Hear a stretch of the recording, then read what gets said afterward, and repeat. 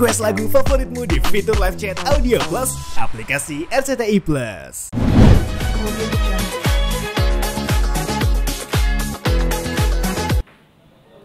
Hah? 8 menit ya? 8 menit sekian detik. Kalau harga diri saya direndahkan, saya pasti akan melakukan perlawanan. Saya tidak peduli itu. Mau nambah kasus 1000 lagi pun nggak peduli saya. Bahkan Pak Umar itu ngomong bahwa ketika tim hukum yang diberikan namanya ke saya itu, mereka tanya, waktu dengan Pak Rasman, bayar berapa? Dijawab sama Pak Umar dan keluarga, nggak ada, kami nggak ada bayar. Wah, benar, memang nggak bayar. Kita bantu, kemudian itu pengakuan mereka, dan alangkah eloknya kemarin, kalau mereka sepakat mereka bekerja di balik layar, tiba-tiba ditangguhkan dengan kemampuan dia yang hebat, baru saya angkat jempol. Tapi sudah ini tidak ditangguhkan, bilang lagi pengacaranya katanya nggak kenal sama saya. Saya kan memang nggak penting tahu dia siapa. Saya cuma nanya namanya siapa, David ini siapa, nggak tahu, ya udah. Ditunjukkan, diberitahu wartawan ke saya, oh ya Abdul Malik, saya nggak tahu siapa oh ya Abdul Malik.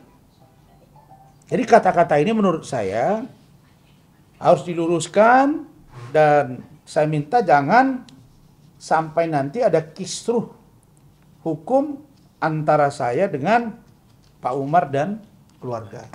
Yang akan kasihan Fadel. Salah satu poin saya bacakan di sini, surat pernyataan yang ditandatangani dengan matre dan cap jempol itu, ini, bahwa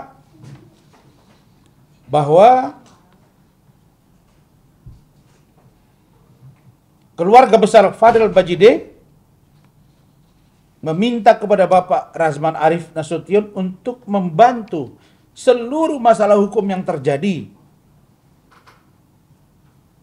Dan apabila ada keterangan yang kami sampaikan tidak benar, maka kami siap dituntut secara pidana maupun perdata.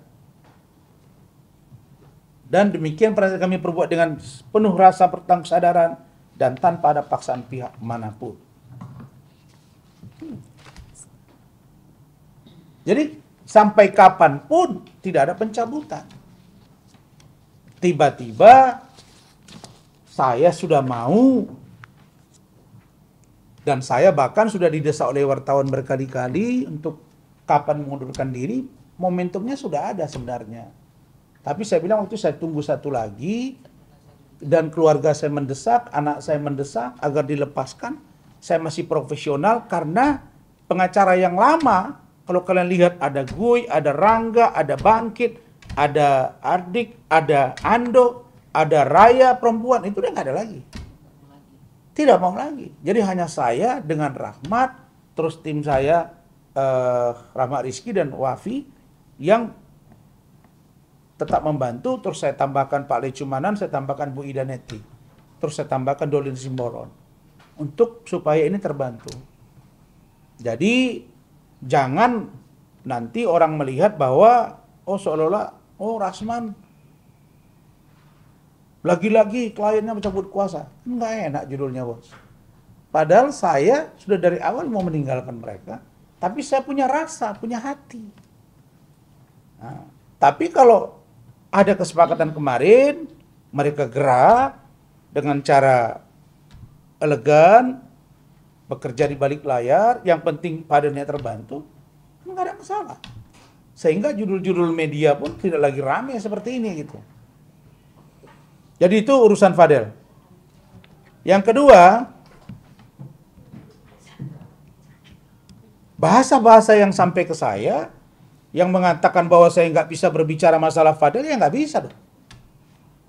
Fadel beri kuasa ke saya tangani Fadel. Begitu tangani Fadel, saya dimaki-maki oleh seorang Nikita Mirzani. Bukan saja dimaki-maki, dihina-hina. Yang berakibat pada saya laporkan dia ke polisi. Tentu kaitannya dengan mana? Ya pokok perkara tetap di Fadel. Karena Fadel masih saya tangani.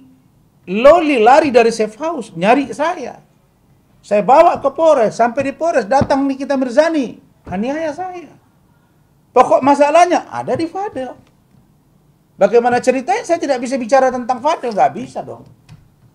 Emang kalian siapa? Apa ada 3, 40 miliar kalian kasih saya? Sehingga saya nggak bisa berbicara? Nggak ada urusannya itu.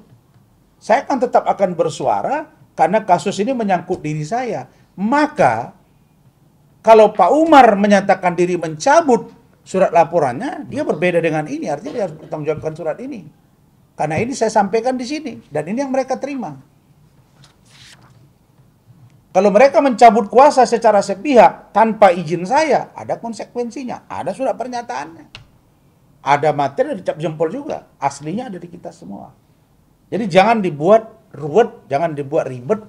Kalau pengacara yang baru ternyata tidak benar mampu untuk menangguhkan dan apalagi SP3, ya tagih ke pengacara itu.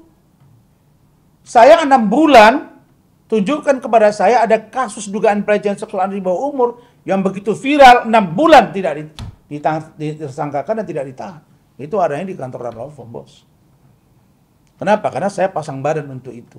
Jadi jangan cari-cari masalah dari persoalan ini.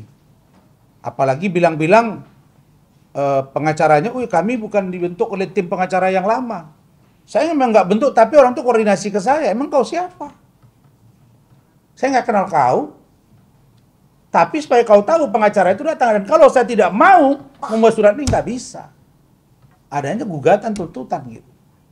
Jadi jangan orang dibuat, memang keluarga ini kayaknya memang nggak benar nih. Jangan sampai begitu. Karena saya menjaga selama ini citra keluarga kalian dengan citra keluarga saya itu saya bangun dengan baik gitu. Meskipun banyak fitnah yang masuk ke saya gitu. Nah, itu poinnya. Kemudian tentang Nikita Mirzani. Kemarin itu dia tidak mau diperiksa. Saya hubungi Kapolres lagi, saya hubungi ketua tim hukum saya Pak Lecumanan koordinasi ke penyidik, diberitahu bahwa NM bersedia diperiksa, ditahti, tetapi tolong supaya didampingi oleh pengacaranya. Oke, maka setelah Lebaran ini akan ada pemeriksaan, setelah itu langsung gelar naik sidik. Ini kata ketua tim saya, karena saya pun udah beritahu ke Kapolres. Ini poin tentang Nikita Mirzani. Jadi, terus ada yang bilang ke saya, Bang, itu hukumannya kan di atas 2 tahun. Apa abang nggak kasihan, nambah lagi? Udah dia kena sekarang ancaman hukuman 20 tahun. Ya saya bilang, untuk efek jerah ya apa salahnya gitu. Untuk dia. Kemudian tentang LP Denis Syariesta yang ketiga. Ini juga sudah berlarut-larut. Nah, Denis ini saya lihat malah melaporkan dokter detektif. Dan saya minta Pak Kapolda Sumut, Dir Cyber untuk mempercepat ini. Jangan bolak-balik berkas yang diberikan oleh jaksa Kejaksaan Tinggi Sumatera Utara itu belum terpenuhi terus. Unsurnya sudah sangat kuat. Jangan saya disuruh untuk bersuara keras lagi. Karena suara keras saya biasanya saya gunakan waktu-waktu yang paling tepat untuk menjadi atensi di negara ini. Bukan saya tidak bisa keras, lebih keras dari yang kemarin juga masih bisa. Kemudian tentang Hotman Paris. Hotman, kau itu saya perhatikan sekarang, dalam seminggu, kalau kau tidak posting tentang seorang Razman, kayaknya kau nggak sehat. Ini orang kayaknya mimpi nih kalau nggak ketemu, kalau nggak bahas saya sekali seminggu minimal. Posting. Kau posting, saya pasti posting. Kau kejar, kau kudekap. Orang aku nggak ada takut sama kau. Dan saya sudah hampir yakin, berdasarkan fakta persidangan antara kau dengan saya di depan majelis hakim. Apa kau tidak malu? Hotman, kau ngomong di situ. Itu tidak ada, tapi kalaupun ada itu kan suka sama suka. Emang orang bodoh apa? Jadi saya yakin bahwa perbuatanmu itu ada. Ditambah dengan keterangan wartawan juga kemarin mengatakan memang benar iklim hakim tidak dalam tekanan. Ditambah lagi keterangan-keterangan dari yang lain di situ. Sedangkan saksi Muajahana Pertiwi dengan Miki Yanto kewalahan menjawab, ada yang bilang nengok di Pacific Place, ada yang bilang nengok dalam mobil, ada yang bilang kau sedang di Bali. Jadi jangan branding dirimu seolah-olah kau orang paling bersih. Kau itu nanti dalam putusan dan pemeriksaan iklim hakim dan saya akan makin terbuka semuanya. Masyarakat Indonesia perlu tahu bahwa ketika debat dengan saya di depan majelis hakim, Hotman itu nggak bisa jawab. Ketika dia tersudut, dia bilang, iya kalaupun itu terjadi suka sama suka. Bagaimana cerita orang pacaran? Ditanya, tidak pacaran, terus hubungan khusus. Terus kalau hubungan khusus, terus ada BAP yang mengatakan buah dadanya keras, tidak seperti aslinya. Dari mana dia tahu itu?